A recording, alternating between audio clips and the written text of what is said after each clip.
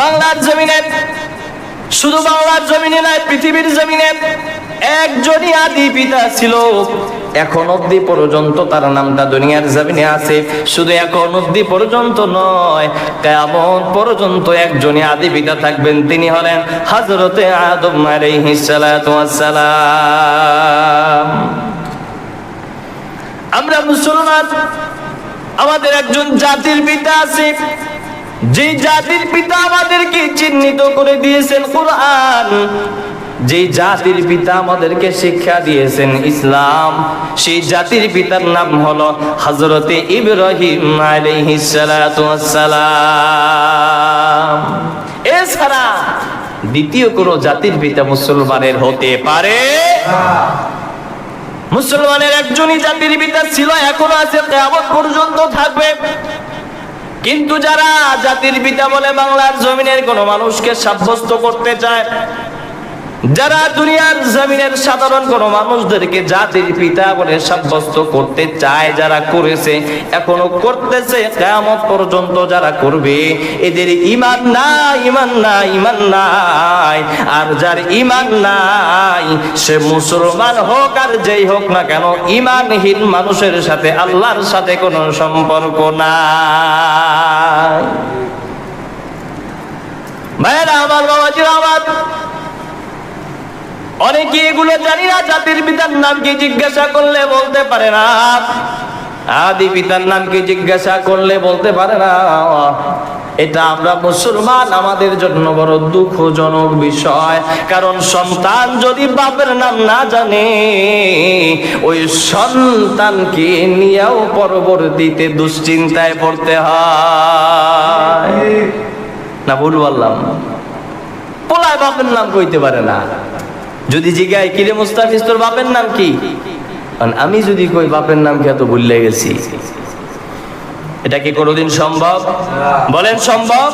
কিন্তু আমরা কিছু মুসলমান, আমাদের জন্য এটা সম্ভব হয়ে গেছে। কারণ ঈমানের ধার ধারে না, ইসলামের ধার ধারে না, এমন ভাবে তার অন্তরের ভিতরে আল্লাহ তাআলা অন্যায় করতে করতে এমন ভাবে মোহর মেরে দিয়েছে। মোহর মারতে মারতে আল্লাহ তাআলা যে একজন জাতির পিতা বলে দুনিয়ার জমিনে একজন নবীকে পাঠাইছেন, হযরতে ইব্রাহিম আলাইহিস সালাতু ওয়াস সালাম, ওই আল্লাহর বান্দা বান্দির অন্তরের ভিতরে আল্লাহ তাআলার ইবাদত বন্দেগী না করতে করতে এমন ভাবে আল্লাহ মোহর মেরে দিছে, আল্লাহ প্রদত্ত জাতির পিতা বাদ দিয়া দুনিয়ার জমিনে কোন ব্যক্তিকে জাতির পিতা বানায় নেয়। নাউযুবিল্লাহ। ভাইরা আমার, বাবাজিরা আমার, না না, তা কোনোদিনও সম্ভব না। আমরা মানুষ, আমাদেরকে রব দুনিয়ার জমিনে পাঠাইছে রে।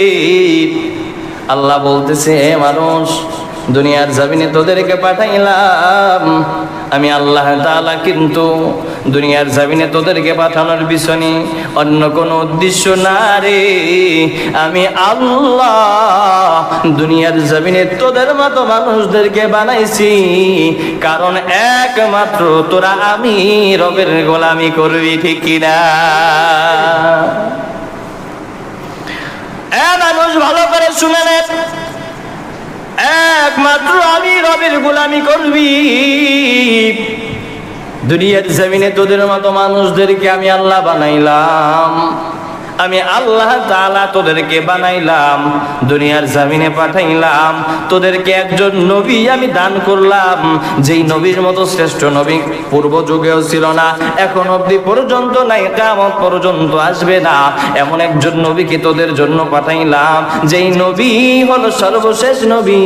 এ মুসলমান, শুনে দাও, তোদের জন্য এমন একটা কিতাব আমি আল্লাহ নাজিল করলাম, যদি এই কিতাবটাকে পরিপূর্ণভাবে মানতে পারো রে, তাহলে দুনিয়ার জিন্দেগিতে শান্তি আর পরকালের জিন্দেগিতে আমি আল্লাহ মুক্তির ব্যবস্থা করে দিব।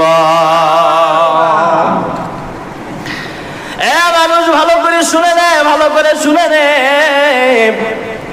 মুসলমান, আল্লাহ বলতেছে, মুসলমান শুনে নে, দুনিয়ার জমিনের ভিতরে আমি আল্লাহ পাঠাইলাম একমাত্র আমি রবের গোলামি করবি, এক আল্লাহর গোলামি করবি, এক কোরআন পড়বি, নবী মানবি, রাসূল মানবি, দুনিয়ার জমিনে আমি আল্লাহর হুকুমগুলো পরিপূর্ণভাবে মানবি। মুসলমান, দুনিয়ার জমিনের ভিতরে যদি পরিপূর্ণভাবে মানতে পারো আমি আল্লাহ তোদের কাছে ওয়াদাবদ্ধ হইলাম, তোরা যদি দুনিয়ায় আমি রবের গোলামি করতে পারো, আমি আল্লাহ তাআলার গোলামির বদৌলতে দুনিয়ার জমিনে তোরা করবি একমাত্র আমি রবের গোলামি। আর তোরা আমি রবের গোলামি করার বদৌলতে তামাম পৃথিবী করবে তুই গোলামের গোলামি। বুঝাইতে পারি নাই?